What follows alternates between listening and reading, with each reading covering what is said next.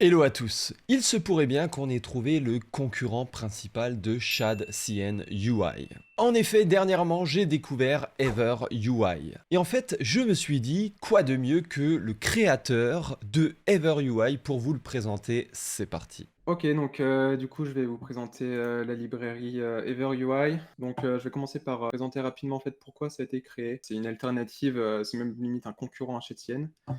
Et si vous regardez le composant card, par exemple, vous voyez que le composant card sur Shadcn, il est assez complexe.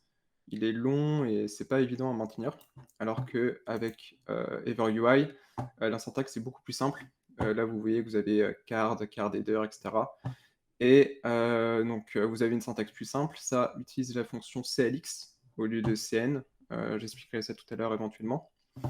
Et vous voyez que vous avez juste à utiliser la fonction CLX, utiliser le HTML qui va avec, et appliquer les classes Tailwind CSS. Et tout fonctionne bien, c'est composable. Ça fonctionne exactement comme un composant React, on le verra aussi tout à l'heure. Et vous le voyez là, j'ai mis un petit exemple. Vous voyez que c'est composable parce que par exemple, le composant card description, il prend en paramètre card text, donc qui se trouve ici, et donc il va appliquer à la fois le text muted foreground et également le text SM. Donc du coup, ça fait que c'est des composants vraiment composables et c'est quelque chose qui est intéressant, donc je vous présenterai ça plus en détail tout à l'heure. Et j'avais fait aussi une petite comparaison donc avec Shadcn que j'ai expliqué tout à l'heure, mais aussi avec Eternity, Magic UI, etc. Si vous regardez en fait ce que vous pourrez avoir avec EverUI, c'est une CLI, des composants avec une vraie motion, des primitives, ref handling, short syntax, etc. Et surtout, j'avais créé aussi cette librairie parce que j'étais assez limité avec Shadcn dans le sens où il y a l'essentiel des composants, mais dès qu'on veut faire des composants un petit peu particuliers, bah, il manquait. Et donc, j'ai fait en sorte d'en créer un petit peu plus. Donc, justement, si on regarde rapidement les composants qui sont dispo sur le site, donc là, en tout, il y a 184 composants. Et si vous regardez les hooks, actuellement, il y en a 78. Donc, je vais juste montrer quelques composants. Après, je montrerai comment faire ça avec un template Next classique. Voilà, si vous regardez par exemple le composant carte qu'on évoquait tout à l'heure, vous verrez que c'est exactement le même que celui de Shadcn, mais la syntaxe est plus simple. Là, c'est exactement pareil, mais si on regardera le composant carte tout à l'heure et vous verrez que c'est beaucoup plus simple. Ça, c'est des composants qui sont présents dans Shadcn, les composants core pour la plupart, mais j'en ai créé d'autres. Par exemple, si vous regardez le composant animate, donc ça, avec juste ce composant, vous avez juste à le wrapper, enfin à wrapper le composant que vous voulez animer dans le composant animate et ça fonctionne. Donc là, par exemple, on a blink, blur fade in, bounce fade in, on en a plein d'autres, des comme ça.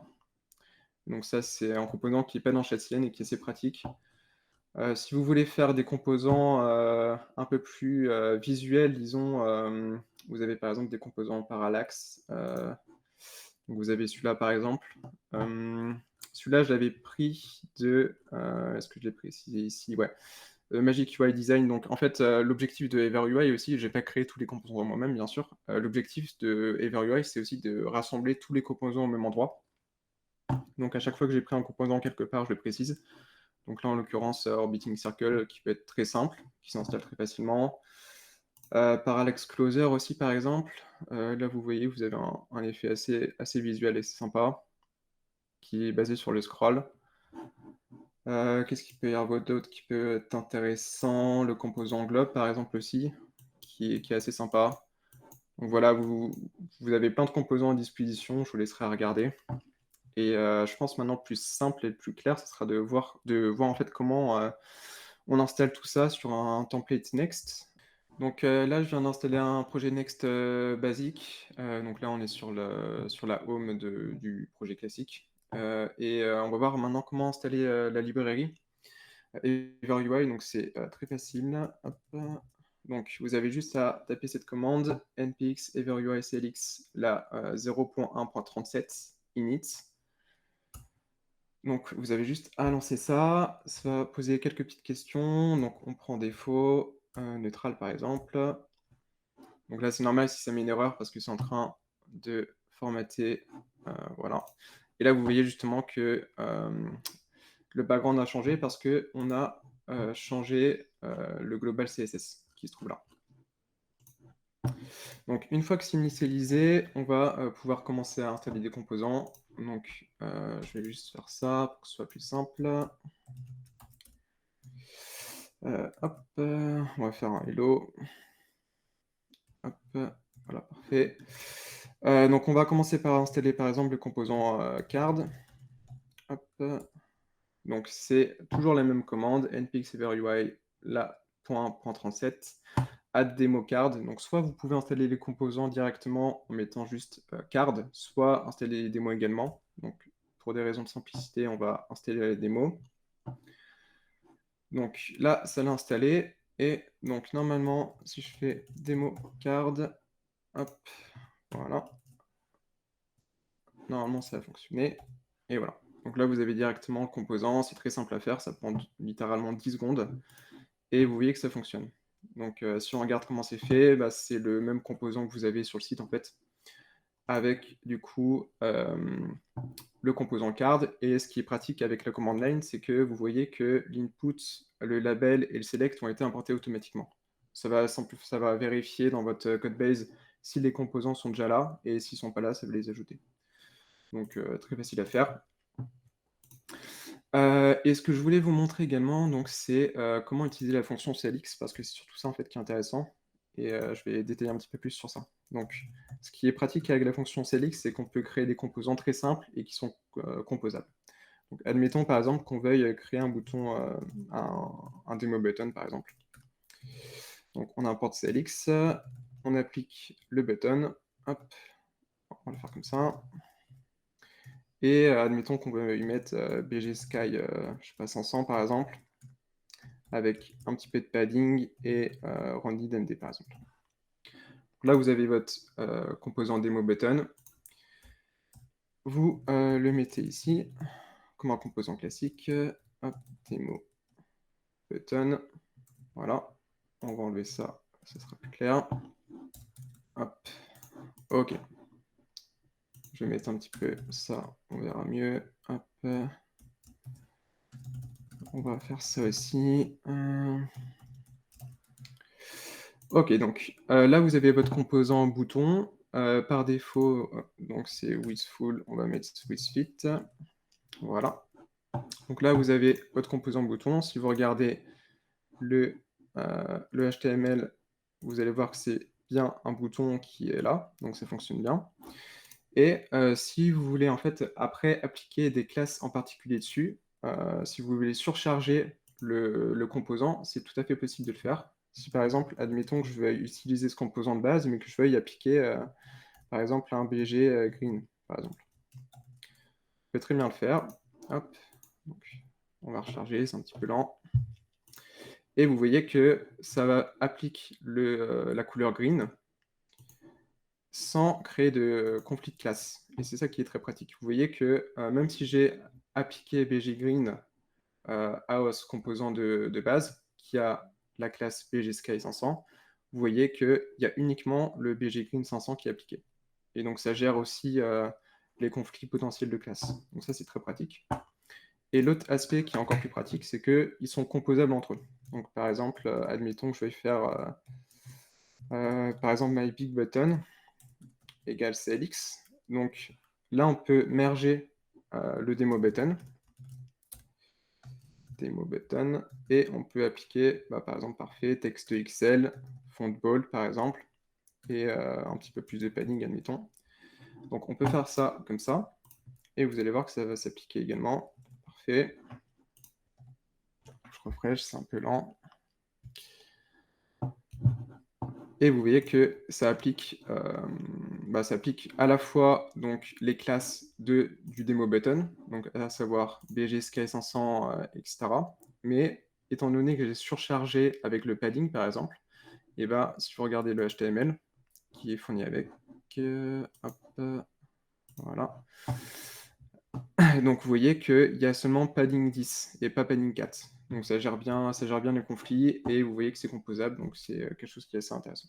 Ok, donc voilà pour la fonction Celix sur comment ça fonctionne. Maintenant, si on regarde un petit peu plus en détail comment fonctionne la command line, pour juste montrer que ça fonctionne bien et que c'est très facile à installer. Donc vous vous souvenez que j'avais montré par exemple voilà, le composant globe. Donc comment on fait pour l'installer? C'est très simple. Vous installez démo globe comme ça. Hop, voilà. Donc toujours la même command line. Donc là, .1.37 add démo globe. On entre. Là, ça va sans doute bugger parce que j'utilise une librairie externe juste pour ce composant-là. Donc ça va peut-être bugger ici. Là, vous voyez que c'est en train d'installer le globe. Et après, très simple, il suffit de l'installer. Donc démo globe, comme ceci. Vous l'installez, voilà, comme ça. Vous sauvegardez. Le temps que ça rafraîchisse, on entend un peu. Ok, donc là, vous voyez que ça l'a installé, le globe. Donc très simple, ça fonctionne bien, c'est facile à faire. Je vais peut-être montrer juste rapidement un autre exemple. Par exemple, tiens, je vais mettre le multi-select, qui n'est pas présent sur HCN, mais qui est assez pratique. Donc pareil, démo multi-select. Pareil, ça va installer le composant. Après, vous avez juste à l'importer dans votre code base. On va enlever celui-là. On ferme le composant. On sauvegarde. Donc là, c'est encore en train d'installer commande. C'est normal qu'il y ait ça. Donc le temps que ça installe tous les composants qu'il faut. Parfait. Et donc là, vous avez un multi-select qui fonctionne bien. Donc qui a un indicateur ici quand vous avez les éléments sélectionnés. Vous pouvez enlever facilement les éléments et ça fonctionne bien et vous voyez que c'est littéralement fait en 10 secondes.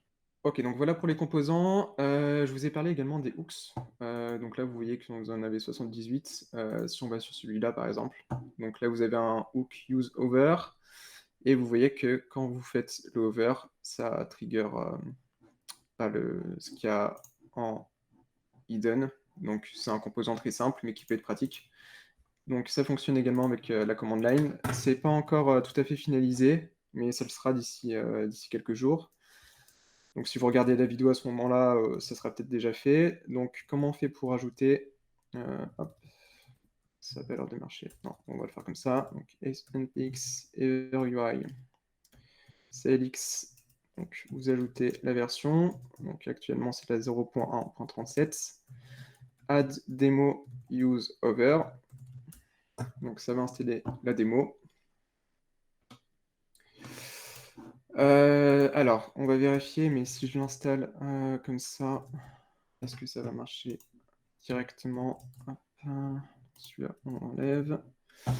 Ouais, donc ce qui va se passer, c'est que j'ai pas encore fini. Donc là, il suffit d'installer directement le useover comme ça. Donc, hooks. Voilà.